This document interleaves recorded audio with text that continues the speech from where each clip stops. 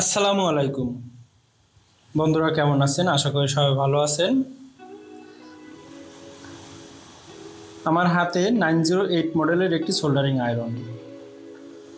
এটি 60 ওয়াট 22 ভোল্টের একটি সোল্ডারিং আয়রন। এটির বিশেষত্ব হলো এটি তাপমাত্রা নিয়ন্ত্রণ করা যায়। তো সোল্ডারিং আয়রনটি আমি অনেক দিন যাবত ব্যবহার করেছি, এটি খুবই ভালো। তো আজকের আমি দেখাবো এই সোল্ডারিং আয়রনের ভিতরে কি ব্যবহার করা হয়েছে যার মাধ্যমে তাপমাত্রা নিয়ন্ত্রণ করা যায়। তো এই সোল্ডারিং আয়রনটির বক্স কন্টেন্ট হিসেবে একটি ট্রান্সপারেন্ট বক্স থাকবে এই রকমের, এবং সাথে এই রকমের 5টি টিপ থাকবে।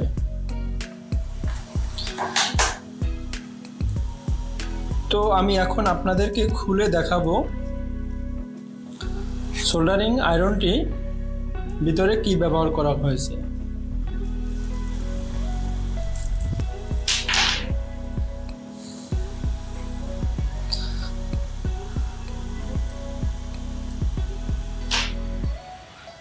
এটি হলো সোল্ডারিং আয়রনের হিটিং কয়েল।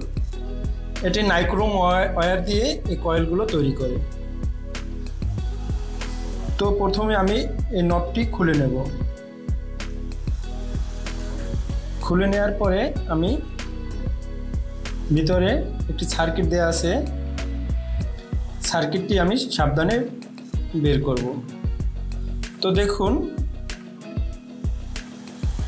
এখানে এসএমডি কম্পোনেন্ট দিয়ে একটি রেগুলেটরের মতো তৈরি করা, এবং একটি পটেনশিয়াল মিটার দিয়ে সেই ভোল্টেজ কমানো বাড়ানোর মাধ্যমে তাপমাত্রা নিয়ন্ত্রণ করা হয়। এখানে ব্যবহার করা হয়েছে